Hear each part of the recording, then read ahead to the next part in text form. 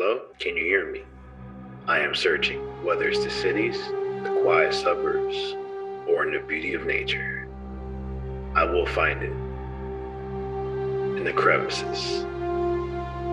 In the darkness. Welcome to Lost or Found. Man. Look, I just woke up. I don't know where we're at. Papa told me, hey, let's go do a paranormal party.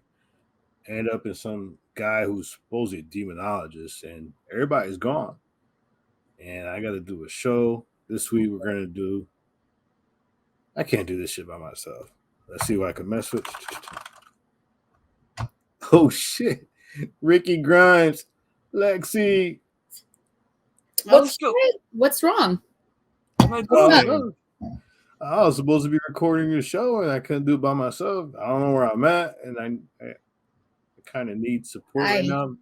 Brother, you just caught me at the worst possible time. But you know what? Since you're my brother, I got you. I got the one. We're good. You guys want to talk some horror? All right. Really got to ask. I have to ask, man. So, so it's going to record my episode 11, Lost or Found, and I don't know, being that I'm in, I don't even know the dude's name. Where are you, bro? Where are you? Dude, me and Papo, we got a little high. We decided to go to something to eat. We're going to go into some restaurant, and this dude dressed in all black with freaking black makeup says, hey, you guys want to go to a paranormal party? And dude, we love horror. Who says no to paranormal party? True. So we end up here. I don't know where Papo's at. He said, where is this guy? What does he got you into? We got shows coming up. You shouldn't be out there. What if something happens to you? I don't know. He just said, Hefe, you want to see some ghosts? And I don't know where he went. And I don't know where that dude went. I mean, I literally sat here in front of the dude's freaking bedroom because I don't know where else to sit. Stay still. Stay where you're at. Don't move. We're here for you. Don't move. All right. So, yeah, being I'm here, you guys want to do possession film? Shit. Why not? All right. So, okay. You don't gotta ask Ricky Grimes twice. Come on, son. And I know Lexi likes possession film, so. Hey, so why don't we talk about? Let me see. Of course, it has to be found footage because that's what this show is. Let's talk about The Possession of Michael King. You guys ever heard of that one? I have. All right, so let's get into it. So, sorry, this is uncomfortable here. You okay, man? You hearing things? Yeah, I think I'm starting to sweat, man. Don't be hearing things, brother. Don't be hearing Ricky Grimes. Sweat, man. Yeah, so so I got the time. Let's do it. All right, so let's dive in. So you guys want to know what Possession Michael King is about? Well, you have a guy, Michael, who lost his wife in a tragic accident. And he decides, I don't know why he decided to do this, says, hey, I'm going to do a documentary to question whether God, Satan exists, and I'm going to see which one I provoke. I mean, I thought I got into that situation, but Jesus Christ. This dude, so Rick, I mean, what do you thought about the premise of this film, man? I mean, do you think this should work as a found footage? I think this worked on many levels because not only was it a found footage film, but they found a way how to do it to kind of freshen it up a bit. Right from the get-go, this film just starts and it doesn't stop. So I think the presentation and the style and structure they chose to film this, I think it's top tier in my opinion. If you know me, top tier. I dug it. I dug the presentation. All right, what about you, Lexi? I don't know if I'm seeing things, but I thought I saw Michael King crawling behind you there. I don't do that, man. Just kidding. No, I thought it was a good movie overall. Definitely top notch when it comes to possession films for me. It was really well done, well put. One scene bothers me, but we'll get to that. I kind of dug it because I do like documentary style horror. I mean, documentary style horror in general. Horror in general is amazing, but you put the found footage aspect to it, and let's be honest, like, who wouldn't question religion after losing somebody who was a believer? I mean, it's his wife always wanted him to believe in God, and then he loses his wife, and then he's a single dad who Lexi probably has a lot to chime in on that. Who has a daughter? Ladybug, what are you doing? Why are you up? I had a scary dream. Uh-oh. What was it about? A monster. A monster? I mean, who goes in just says, "Hey, you know what? I'm gonna go to this person's house to question this person. I'm gonna go to a priest." And these demons, is there any proof that they're real? What makes you think there's not? I haven't seen any. You haven't been allowed to. You hear him. You don't answer. Because if you do, he will know you're listening, and he'll never let you go. I mean, for you guys, like, see, you got me worried about Michael King now. I got you, kid. I got you. I'm like laser eyed right behind you. So Yep. I'm glad I'm wearing pants because you know how he is. So Lexi, yeah. So let's talk about some. Once the possession started taking place, I mean, what was like a disturbing like scenes that kind of like freaked you out or you didn't like at all? Well, the one I didn't like at all, overall it was great. The one scene I didn't like at all was when he was doing the interview with the first guy and he's wearing oxygen and he's smoking. As a sleep technologist in respiratory stuff, that is a big no-no. And so it made my eye twitch a little bit. Overall, everything else was great. But what freaked me out was the jump scares, like the loud pitch sounds and when the guy was talking about the Guinness World Record book of sounds, like from the lowest pitch to the highest pitch, and he was beyond that. And when I watched it, I was busy doing stuff, and so when those jump scares popped up, I was like, "Oh crap!" And I'm holding my ears because it really does ring your ears. It made me go crazy, as the same way he went crazy. Static sound. I wish I could describe for you. It's like. I mean, what about you, Rick? I know this is. I know you never watched it before, right? No, this is my first time. So, hey, for a first timer, what did you think of? I mean, the scenes. What scene stood out for you the most? Going back real quick, when you had mentioned his little girl saying he was having dreams of monsters, and when she told him no, the monster was you. Oh, that was a good line. It's so subtle, but it just makes you really think about that, and that leads directly into what I found kind of messed up. It's a double whammy for me when he wakes up and he sees all the blood in his hands and he doesn't know what's going on. And he follows the blood to his daughter's room, and you're thinking, "Oh God, no! Did he do it? Did he do it?" And he takes the sheet off it, and I'm blind. And when I first saw, I thought it was really the girl under there. I'm like, "Oh no!" But then it was the dog, and I'm like, even worse. I'm sick like that, but right. But yeah, man. Oh man, what made that scary is the fact that if he could do that, he could do anything, and the girl was in danger, and he was not only losing his daughter, but that's the decline of him losing his mind. So that to me was a scene that was stuck out. It stuck out. It was really well made, that part. I dug it. For me, is like, I give this guy credit because he did all the movements, all the walking, all the where it looks like his back was cracking and all that. He did it all himself. But the one scene that I'm like, dude, no, is when he grabs the camera and goes up the steps. And what I like about it, every time he went up the steps, you heard a growl. And that growl was just so cool. But then he goes to his sister's room. And then he walks to the bed. I'm like, no, don't tell me you're going to do what I think you're going to do. And then he takes the covers off and his hands start wandering. I'm like, no.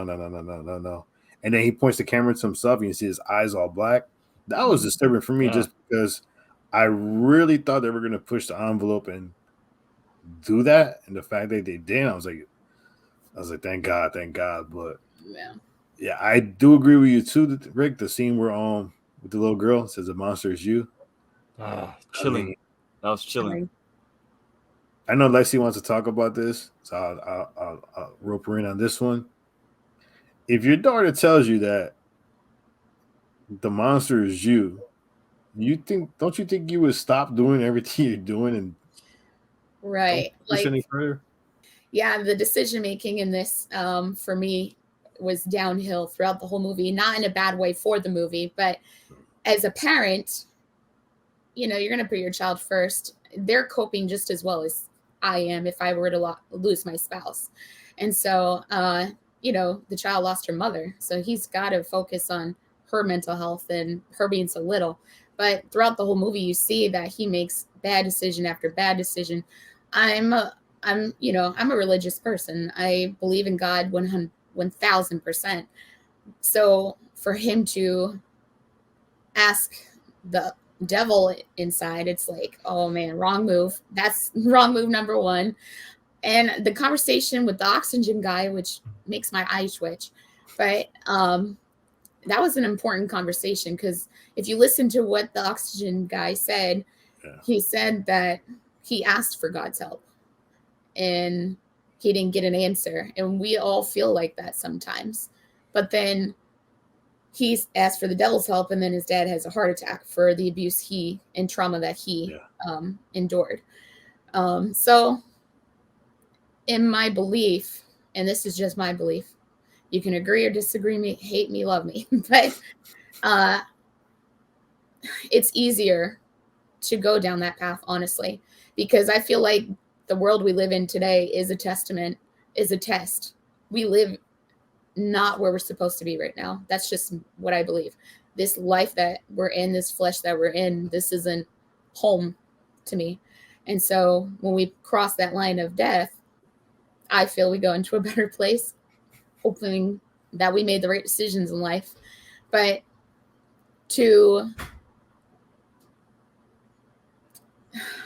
so again, that conversation was important because they both, if you think about it, Michael King and the oxygen guy both chose to go to Satan. And that's not my first thought. And it's crazy because I'm very religious and I'm into really scary movies and possession. I want to know what I'm up against. That's why I watched it. I want to know what I'm up against so I can be like, oh, Lord Jesus, I got to pray before I go to sleep. But yeah, that conversation was truly important. But again, there's many different people he interviewed. So, yeah. So I have to ask this question before, we can keep going. Now, he went through these different levels. I mean, he basically gave God one shot and that's it. He went to the other side right away. But do you think that before he even started visiting those people, that the demon was already with him? Because before he even did that, his daughter said the first thing about the monster, that she had a dream about the monster before he even started. So that's before they did before he went to the LSD, before he went to anybody, because he did. That's right. They drugged him up. You're right. Yeah. Yeah, they drugged him up. But before he went through all those things, he started saying how he's recorded, and his daughter comes about the monster, and then he bought that little cheap kit. To, basically. So, I mean, do you guys believe that the demon was already there before he even did anything? I didn't pick that up on my initial watch. I didn't pick that up. I assumed everything happened after the fact. That's how I took at it, because he's an atheist. So I don't think if you had it before that, then he's obviously picking a side. So I just said, nah, he's good. He got caught up in the wrong shit, made the wrong decisions, like you guys said, and that's how I took it. What about you? Turn around. What's up? Turn around. The fuck? What's up, man? Nah, my bad. No, I thought I saw something. Damn, man, you guys. Bro, I'm worried. I'm just y'all don't know where you're at, man. I'm sorry. Yeah, it was. I don't even know where Papo is. Where is this? This is a big house, though. I mean, I'm sorry. You guys don't know Papo. Papo. Yeah. All right. So Lexi, I mean, what do you think? Yo, I saw that too, though. I'm glad you asked that question, because I thought that because his eyes were different. His eyes were completely black. Now, in the beginning, where he's with his wife, they're in the park. You can see that his eyes are his regular eyes, but then his wife dies, and when he talks to the psychic or someone that she was seeing before she passed, you could tell he was. I mean, of course, it's for like depression and all of that, but I also see his eyes change. I mean, of course, it could possibly mixed with his mental health declining. It could be the loss of his wife. He's depressed. That's what I got from that. But I felt there was a major difference just talking to the lady in the beginning. I felt his pain in that scene, and so then he goes and orders that kit, and I did catch the whole there's a monster in my room too at that scene. So I felt like even a little before that, which is with the psychic, I felt something's different with this guy. Yeah, it was interesting. We'll talk about his wife later on, but the thing that kind of got me in this film was how he escalated each one. He went from buying a kit to talking to the priest to talking to that couple that trucked him up. Why his boys like videotaping the whole time? Would you do that? Like, Yeah. His boy's smart when he was like, I'm out. He was wondering why he left the project. Like, really, dude? Right. But I think the one part that kind of even escalated worse than that one was when he went to go see the other guy who worked in the morgue. Yeah, and then he basically put the drug inside him, and then he did whatever he did to his stomach to basically bring the demon out. And then they go to the cemetery. Did you just kill these? I mean, Rick, I know he hated this scene. Well, the frogs are still alive, and they're basically on stakes. I mean, and then he disappears. He ends up inside that mausoleum talking to his wife. And then that brings us to this next portion where, I mean, this is where, from what I've read, it kind of splits the audience as far as whether they hate it or like this movie. So, like the last 15 minutes of this film, it's all hell breaks loose.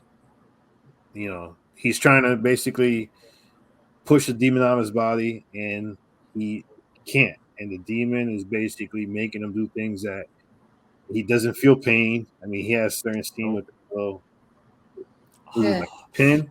Pins. Split in perfect.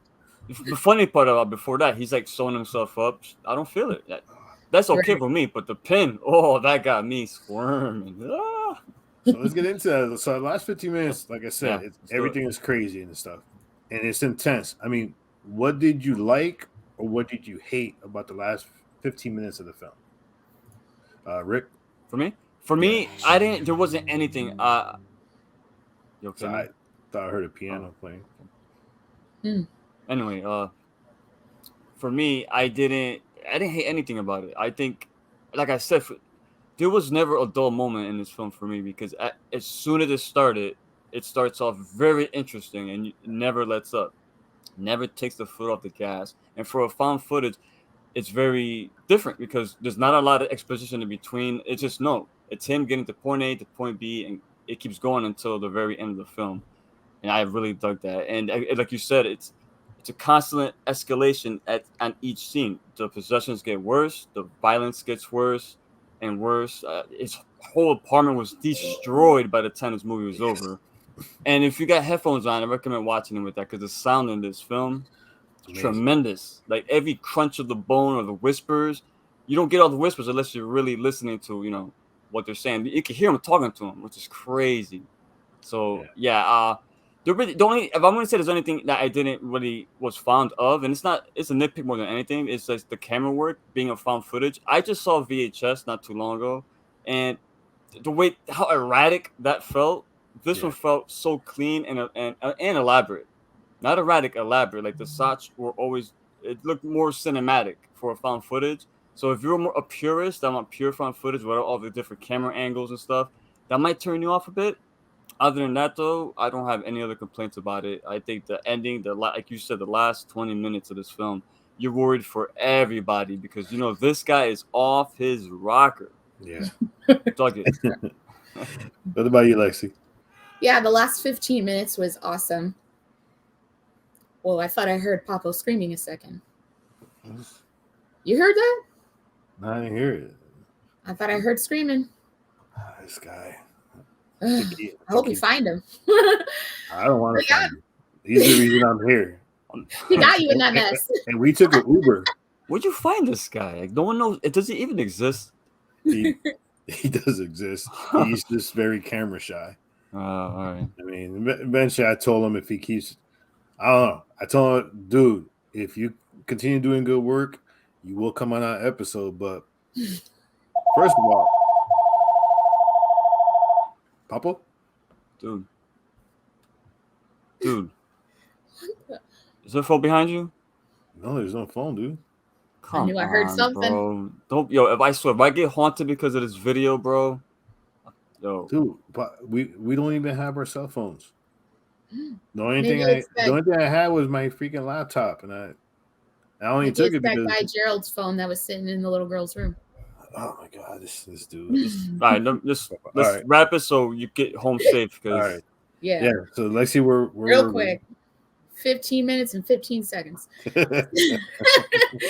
So yeah, the last 15 minutes of the movie, I think was well done. You guys mentioned the whole the angles of the cameras. Now I'm a stickler for documentary horrors. Like, for example, and I'm not hating on it, like Paranormal Activity, they don't know how to freaking hold the darn thing when they're, going off on their own and stuff. Yeah, they have the angles in the house. That's good. But when they're on their own and they have the camera with them, it's like, they don't know what to do with it. Yeah.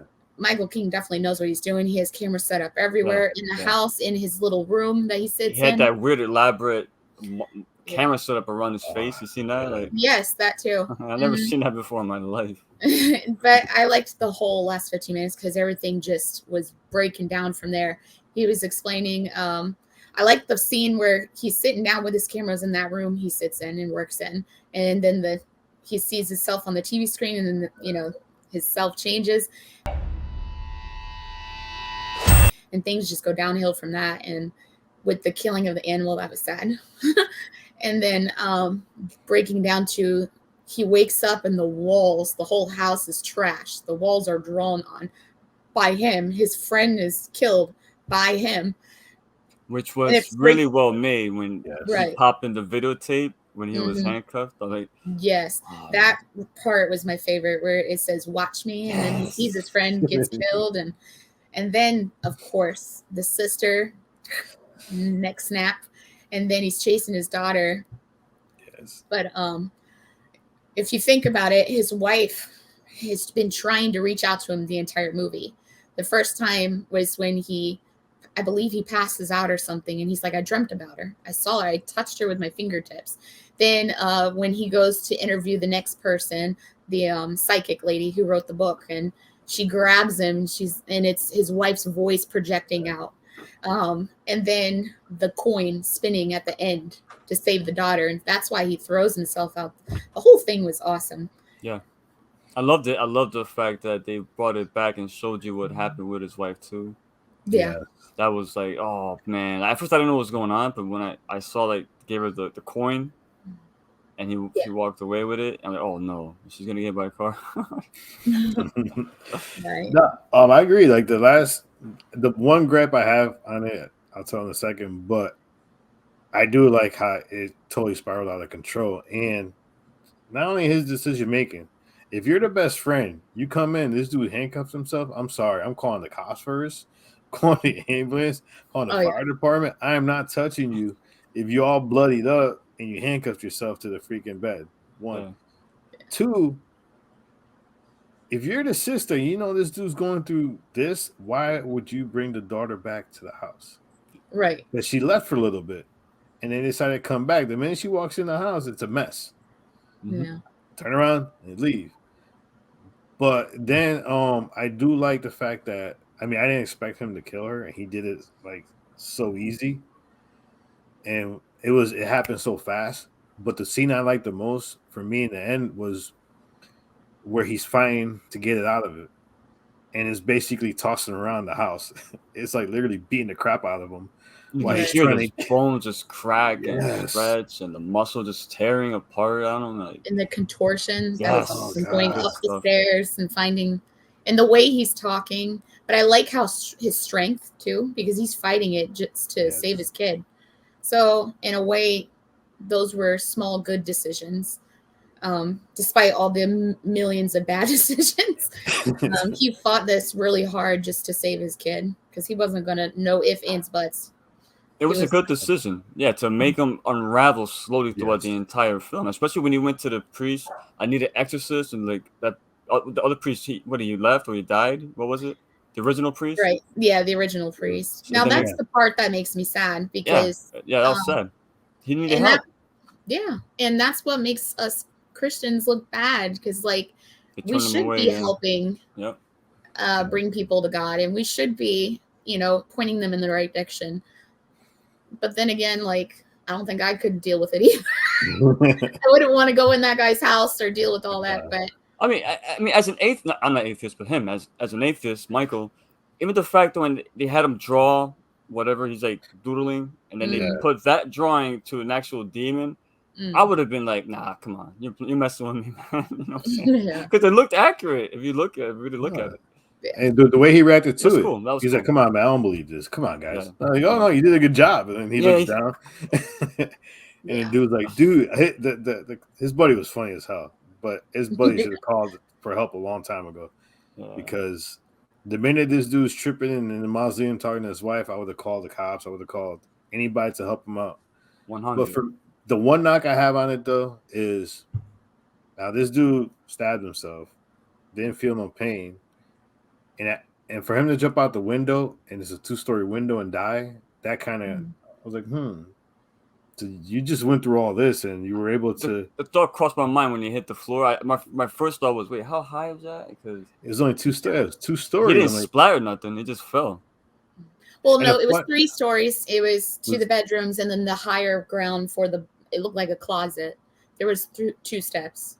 It was 3 elevated stories. 3 floors up. Then it was 3 floors. All right. I completely forgot about that camera outside too that he put out there. And I was wondering, this is found footage. Yeah, how come that camera never got stolen?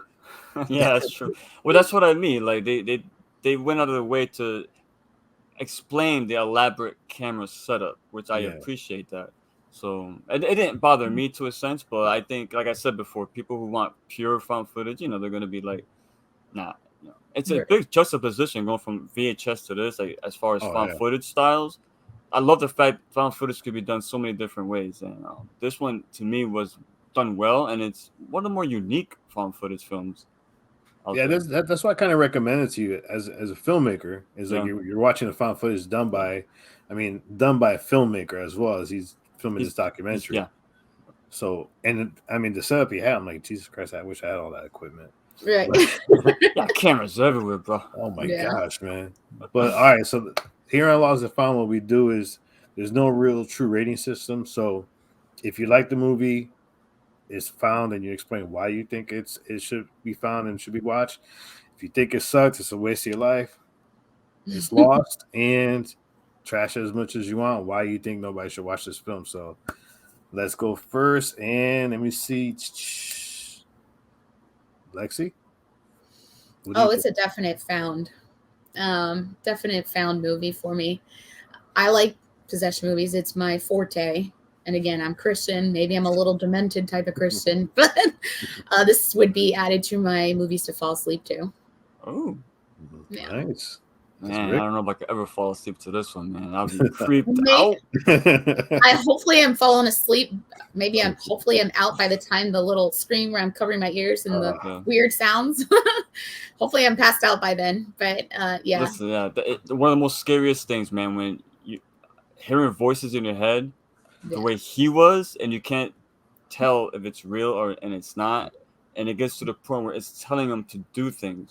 This guy went out and murdered people because the voices told him to, and he knew slowly but surely they wanted his daughter, and still killing people. But Michael's still in there trying to save his daughter at the same time. Yeah, I think this is a found for me as well, because it's quite a unique premise to a found footage film, and it's a possession film. There's the possession films got a tendency to be either really good or it could be bad. Because what the bad ones follow the same rules that was laid out before them, and that's been done before. The Possession of Michael King hasn't been done before like this. and I recommend it because the movie doesn't let up. I don't know how long it is. I didn't check. You know, I hate long movies. Yeah. But this movie, regardless, it never felt long. It started right off the bat. It starts off, you're hooked because you're interested and you're invested. And I think as it goes along, you see him slowly ravel until the very end of the film. And I think you won't, even if you don't like it, give it a chance. You won't waste your time because you're always going to be engaged. And by the end of the movie, whether you like it or not, that's a whole different argument. But watch it once and appreciate the little details that were added in this film. That I haven't seen as much found footage as JR, but I've seen a good fair amount. And this one here stood out to being different as far as presentation is concerned. It's a little clean at times as far as the camera, because that always bugs me. I hated Paranormal Activity Next of Kin because of that. But at least this one tried an attempt to keep it grounded and make sense. And that's what I was trying to say. Paranormal, come on. The Paranormal Next of Kin, any of the Paranormal Activities, like they don't know how to control that thing. And Michael King, he had total control. His friend even had total control. Yes. So it was perfect. I liked it a lot. It's definitely a found if you're into those type. Yeah, for me, I recommended this movie. I've been recommending this movie to Rick for a while. Yeah. And I'm glad I finally got him. I think since we started doing this, right? Yes. And I would always tell him about this movie. And the reason I like this movie, and I stumbled upon this movie. I didn't know anything about it, didn't read anything about it. Channel surfing one night, I was like, let me watch this. And what I like about this is not only are you invested in it on a scale of your own beliefs, because it is questioning whether there's a God or Satan, and whatever you stand on that side, that's what you stand on. But right off the bat, it holds on to you with that. And then the fact is the decision making. Once again, would you go as far as this guy did to prove what he's trying to do, to find a basically almost peace of his wife passing, because he never got over his wife passing. No, you know what? Good call on that. I didn't think about that. And this was his only way to find answers in order so he could be like, all right, this was filling that void that was left over, man. Yeah, good call. Good shout. Yeah, and the fact that he forgot about his daughter the whole time. His daughter was almost took a backseat to everything he was doing. Yeah. I mean, even that one scene where the sister hands him a bowl and he's like, what are you doing? It's too hot. And she was, what are you talking about? It's a salad. A salad. Yeah. Small like that. I like that. I like that. I did like that. Very subtle. Very subtle. Yeah, so for me, it's like I like the fact that there were a lot of different dynamics in this found, and I'm a big found footage, but there was so much different dynamics that you were getting hit by different sides. I mean, his acting was on point. I love his scenes, even when he was, I got the sound, and then he would do the jaw cracking and then look at the camera. Yeah, those little things go a long way as far as a horror fan. And for found footage too, it's not just his POV. He's got cameras everywhere, so it feels like a traditional film because of that. So it's a little bit of a hybrid, in my opinion, and it's done well. I liked it. Yes, definitely. Yeah, so definitely. So we all agree this is a found. Watch it, streaming on Rick's favorite stream service, Tubi. But definitely watch it. Speaking of shows, Rick, and what do you got coming up on Horror Fiend TV? Horror Fiend TV, that's right. We got a lot of stuff going on. Me personally, I will be bringing back Horror Fiend Drive-In Theater in some capacity. Me and Joe are working on movies that fucked me up, and also The Psychologist is in both season 2 for all of our shows, actually. So we're gonna bring them back. We probably won't come back, as a full season, but we're gonna be dropping my shows, his shows, more one after another. Kind of. So you probably get our shows once a month, essentially. On top of that, of course, we're doing Walking Dead. We got after this, there's 3 more episodes left of The Walking Dead, then that's done. And me and Joe got a new show coming out. There's no title yet, but I will give you a hint. It does involve the Z word, so take that for what it is. But yeah, we got some good shit coming up. Of course, 3 Corners of Horror will always be the stable. And of course, GR's projects, and of course, Lexi. So that's what Ricky Grimes will be up to. Busy man here. Hey, Lexi, yes. I mean, what do you got coming up? So JR and I have What's Your Story coming and dropping on December 1st with Sweet River. Wonder what that's about. I I also have movies I like to fall asleep to on YouTube Shorts. So watch out for those. That's basically all that I got. And I jump in from time to time with 3 Corners of Horror, going over movie reviews. Yeah, definitely. We got a lot coming. I mean, the What's Your Story is going to be fun. And yo, do you guys hear piano playing, or is it me? Papo, you guys don't hear that? I don't hear it. Hold on. What the? I keep hearing someone screaming. Bro, I seen host, bro. That shit better not come over here, man. Let me tell you. Yeah, no. Dude, Don't bring that over here. Yo, it's getting louder and louder. Like the piano's like right behind me, and there's nobody there. Dude. I hear it. What is that? I gotta check this out. Dude, what the fuck? Yo, Papo, what's going on? What the? Boy, Oh, we gotta God. go, boy. Boy, we gotta go, boy. Boy, I don't know what happened, boss. No. This guy, boss. What the Papo, fuck is that? why is it piano? Papo, Papo.